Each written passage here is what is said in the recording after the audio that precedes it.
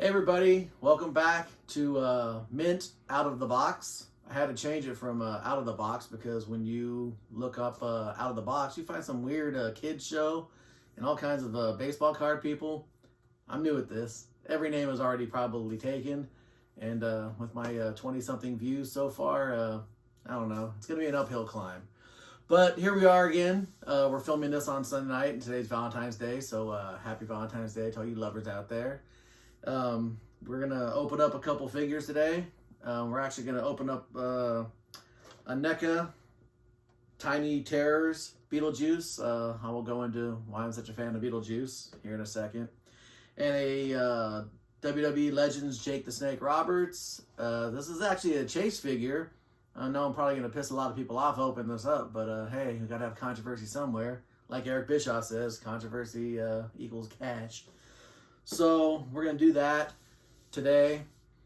First off, Beetlejuice. I loved the movie Beetlejuice when it first came out.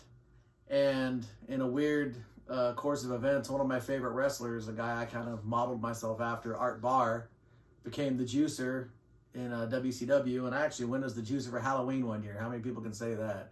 That they actually went as their favorite wrestler for Halloween in the 10th grade. But I have a lot of horror figures. It's actually going to be the backdrop here on the shelf once I get around to doing it. If we actually show you, and I'm sure we're going to, show you some shots of the entire room here, it looks like a bomb went off. It looks like an earthquake went off. This room is kind of like the Golden Gate Bridge. If you don't know about the Golden Gate Bridge, there's a crew that starts painting the bridge and goes from one side to the other. And as soon as they get to the other side, they start going back. They're constantly painting. That's how this room is.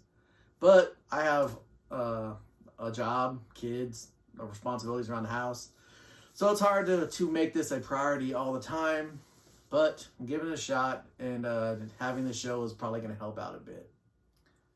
All right, we got the handy dandy Batman knife as always, and we went through this episode 1. Like to slice around the card because you never know, there might be some kind of cool backdrop or some kind of stand or a collectible type card or something in there. You don't want to damage that. This one doesn't look like it has any of that. So, take it off. It's held in by a little rubber band.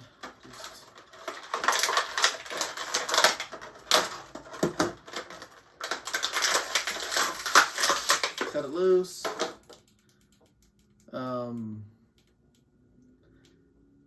Looks like about just 2-3 points articulation. The arms, the head is what it is. I mean, these figures aren't fantastic, but I think they're kind of neat for what they are.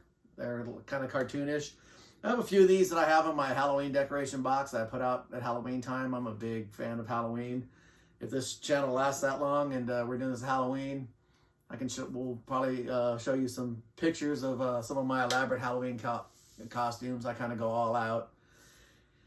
So, yeah, this will eventually be back here with all my other horror stuff. It's weird that they put Beetlejuice as a horror. I didn't really see it as a horror movie, but I don't know. It is what it is. Here we go, the Jake the Snake Roberts. Like I said, I'm probably pissing a lot of people off because these figures are hard to come by. A little hint right now, if you're seeing this, these were released in a shipper that went to Targets, and when they are gone, and couldn't find them for a while. Go to Target right now, Target.com, order them. They're still $19.99. If you join some kind of something, you get free shipping. And I happened to order 2 on a hunch that they would send me the chase, and they sent me a regular version and a chase. I'd already bought a chase from a guy off of OfferUp, so hence I get to open it up. And one of the reasons why I'm opening it up, Jake Roberts was one of my favorite wrestlers, and this outfit was kind of his most iconic outfit during his run in the late 80s, with his feud with Ricky the Dragon Steamboat.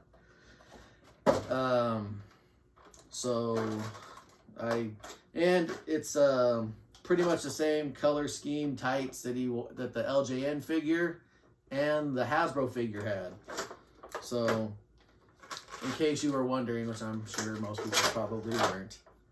But that's the kind of, that's how deep I go on on nerd stuff when it comes to wrestling. So let me take Jake out. The Damien, the Snake, fairly big.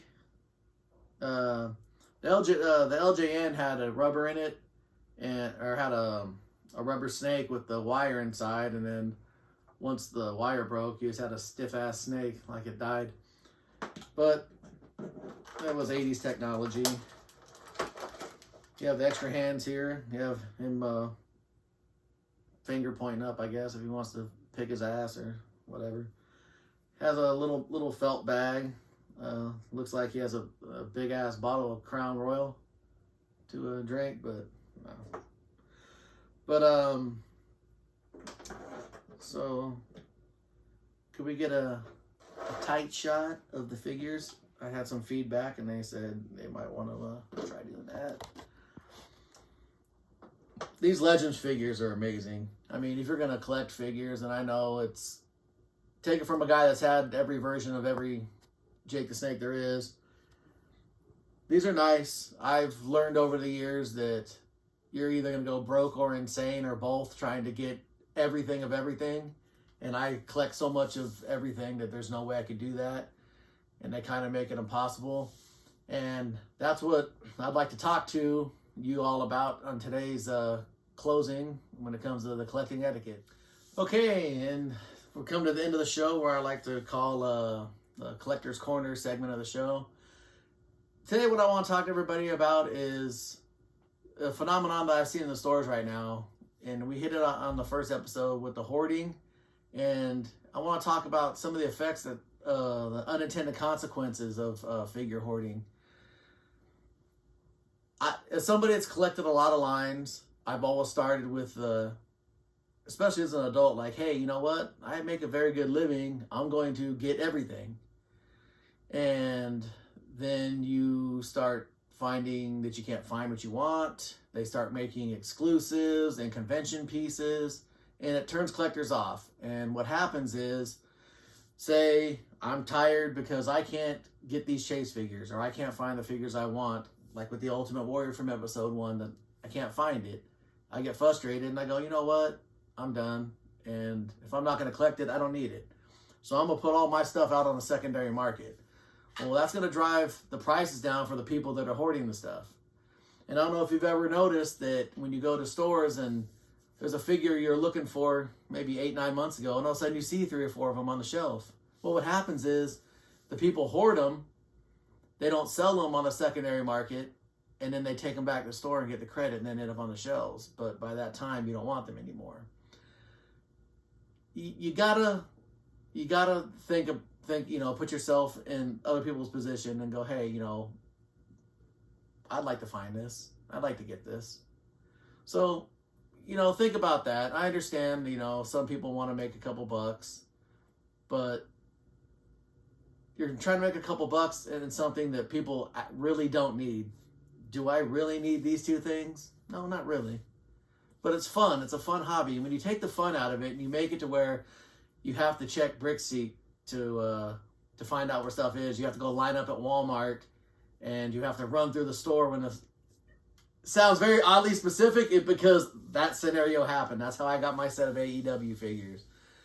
So try to leave a little for the next guy. Try not to turn this into because everyone has tried. Take it from me. I'm 46 years old. I'm going to be 47 in July. I've seen industries come and go. I remember when comic books were a thing and everybody thought they were going to get rich and retire off comics. That dried up.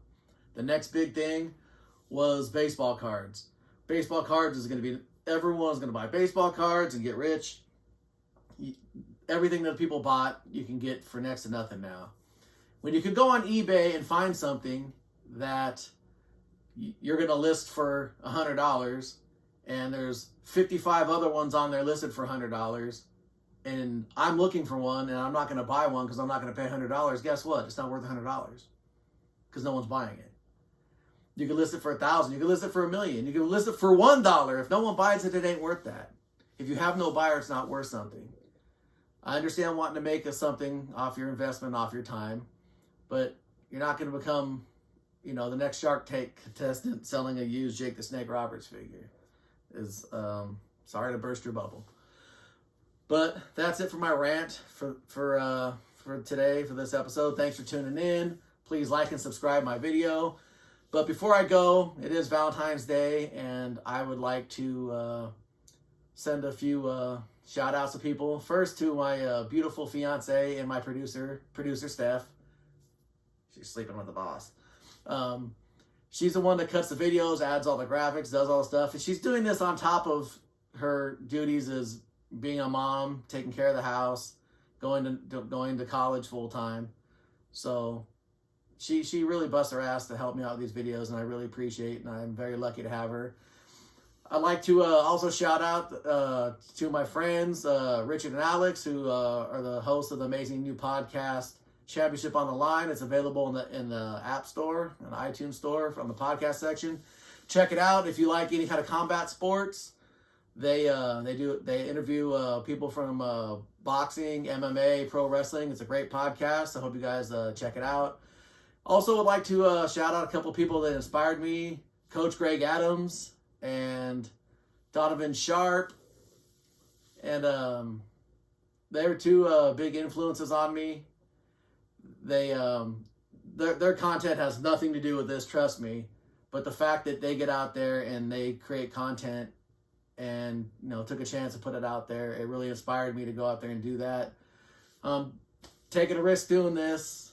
I'm having a good time doing it. I hope it gets bigger. I get to meet people, connect with more people, and kind of take this hobby out of the dark garages like this, and everyone thinking we're weirdos and dorks and stuff, and to have us be more respectable weirdos and dorks. So that's it for this episode of Mint Out of the Box. Don't be shocked if the name changes again, because as soon as I Google that and see that someone else has that name, I might have to change it again. But stick with me. We'll figure it out together. Have a good one, and we'll see you next Monday.